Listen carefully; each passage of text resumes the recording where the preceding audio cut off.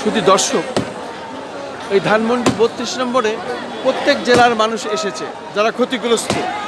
ঠিক আমরা দেখতে পাচ্ছি তারা এখানে এসেছেন এবং তাদের অভিমত ব্যক্ত করছেন। ঠিক এমনই একজন ব্যক্তি যিনি বরিশাল থেকে এসেছেন, সুদূর বরিশাল থেকে।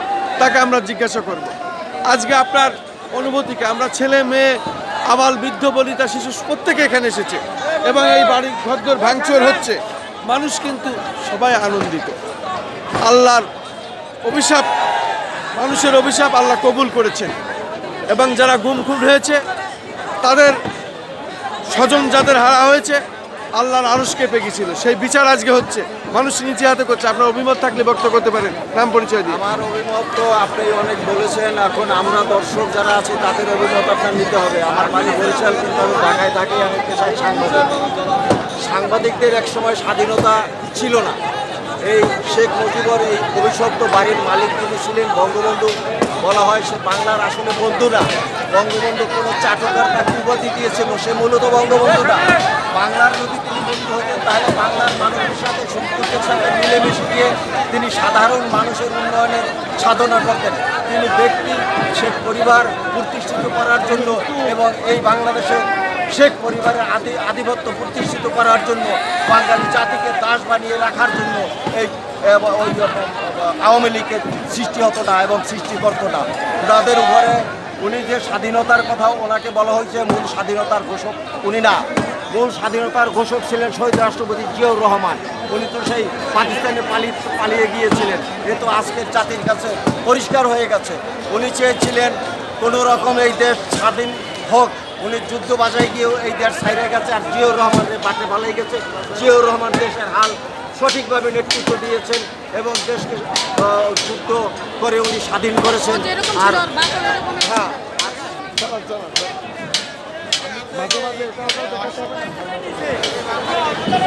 শুধু দর্শক, আমরা দেখতে পাচ্ছি এখনও এইভাবে ভেঙে হামার দিয়ে এবং করাত দিয়ে, হেক্সো প্লেট দিয়ে রড বের করা হচ্ছে, কাটা হচ্ছে। এগুলো সাধারণত ওজনে বিক্রি করবে আর কি। মানুষ আসলে যে যেমনে পারে সামনে এখান থেকে যার যার মতো, এটা অনেক মাল সামানা যে যেমনে পাচ্ছে, ইট পাটকেল যে যেখানে পাচ্ছে যার যার মতো নিয়ে যাচ্ছে। আসলে এটাই ছিল এই অভিশপ্ত এই বাড়িটা। এই অভিশপ্ত এই বাড়িটা আজকে এই যে অভিশপ্ত বাড়িটা ভাঙা হচ্ছে, এতে আপনার অনুভূতিটা কি? এই যে আমি আসতেছি, না আসলে তো আপনি বুঝতে পারবেন না। অভিশাপ আসতে একবারে হঠাৎ করে আসে না। অভিশাপ কর্মে কর্মে আস্তে আস্তে ধাপে ধাপে অভিশাপ বর্ষিত হয়। তো ওই শেখ মুজিবর ওই আপনার একজন দেশপ্রেমিক সিরাজ শিকদার নাম শুনেছেন, যিনি ওই শেখ মুজিবরের কর্মকাণ্ডের বিরুদ্ধে দাঁড়িয়ে বলেছিলেন কেউ খাবে কেউ খাবে না, তা হবে না তা হবে না, অর্থাৎ শেখ পরিবার খাবে আর জাতি খাবে না, তা হবে না তা হবে না। এই কারণে শেখ মুজিবর ওই সিরাজ শিকদারকে মেরে হত্যা করেছে। তাকে আমি শহীদ হিসাবেই গণ্য করি, কারণ ওই শেখ পরিবার হত্যা করেছে। আজকে যা হাজার হাজার লোক এখানে আসছে, এখানে যাদের স্বজন হারা, যাদের গুম খুন করা হয়েছে, বাড়িঘর লুটপাট করা হয়েছে, মিথ্যে হামলায় জড়ানো হয়েছে, তাদের অনেক লোক এখানে এসেছে। তারা এখানে এসে আজকে দীর্ঘশ্বাস, আনন্দ, দোয়া আল্লাহর কাছে চাচ্ছে। এখানে আপনার কি আজকে অভিমত? খুবই মানুষ আজকে ঈদের মতন উৎসব আনন্দ করতেছে। এই অভিশপ্ত বাড়িটি, এখানে এই এরিয়ায় মানুষ ঢুকতে পারতো না। সব তথাকথিত সংরক্ষিত এলাকা, ওরা বিআইপি নাম দিয়ে ওই বিআইপিদের আসা যাওয়া, চোর বাটপারগুলির আসা যাওয়ার ছিল। সাধারণ মানুষ আসতে পারতেছে না। আজকে সাধারণ মানুষ, সর্বস্তরের মানুষ আসতে পারতেছে, এই পতন দেখতে পারতেছে, ধ্বংসস্তূপ দেখতে পারতেছে। মানুষের খুব আনন্দ লাগতেছে। শুধু দর্শক, আমরা এখানে দেখতে পাচ্ছি হাজার হাজার নারী পুরুষ সম্মিলিতভাবে বাংলাদেশের প্রত্যেক জেলার মানুষ এসেছেন। এখনও আগুন জ্বলছে, ধোঁয়া বেরোচ্ছে, ভাঙাচোরা চলছে, যেহেতু অত্যন্ত বড় প্রশস্ত এলাকা এবং এই বিল্ডিং অত্যন্ত মজবুত আকারে তৈরি ছিল। সেটা ভাঙতে দীর্ঘদিন সময় লাগবে। আমরা দেখতে পাচ্ছি যে আসছে সে এখানে ভাঙার চেষ্টা করছেন, হামার দিয়ে বিভিন্ন রকমভাবে ভাঙছে এবং মানুষের অনুভূতি প্রকাশ করছে। আসলে বলার ভাষা নেই, আবেগে অনেকে আপ্লুত হয়ে যাচ্ছেন। আমরা দেখতে পাচ্ছি নারী পুরুষ প্রত্যেকে এখানে আছেন, তারা সেলফি তুলছেন, ছবি তুলছেন, তাদের অভিমত ব্যক্ত করছেন। এবং দেখতে পাচ্ছি ভাঙাচোরা কাজ চলছে, বিল্ডিংয়ের ছাদের উপরে উঠে অনেকে দেখছেন এবং দেখার জন্য কৌতূহলী জনতা আরও এসেই যাচ্ছেন। মূলত হাজার হাজার জনতা এখানে আসছেন। আসলে এখানে আর মানুষের দাঁড়াবার মতোও জায়গা নাই, এমনই একটি অবস্থা। এটি না দেখলে আপনারা বুঝতে পারবেন না। আমি যতটুকুন পারি আমার সাধ্যমতো সেটাই দেখানোর চেষ্টা করছি। এটি মূলত এই ধানমন্ডি 32 নম্বর, এই মানুষ যে এখানে এভাবে আসবে একটি বছর আগেও মানুষ কেউ কল্পনা করিনি। আজকে রূপ চেঞ্জ পুরা, কি বলবো, চমৎকার একটা বিষয়। অভিশপ্ত মানুষেরা আজকে, অভিশপ্ত মানুষেরা, হ্যাঁ, অভিশপ্ত মানুষেরা আজকে আমরা দেখতে পাচ্ছি যারা যারা তাদের সন্তানকে হারিয়েছিলেন, তাদের স্বজনদের হারিয়েছিলেন, সেই সব মানুষেরা এখানে এসেছেন এবং তারা এখানে আনন্দ উল্লাস করছেন, দুহাত তুলে আল্লাহর কাছে দোয়া করছেন। আসলে আমিও কিন্তু সেই পরিবারের একজন।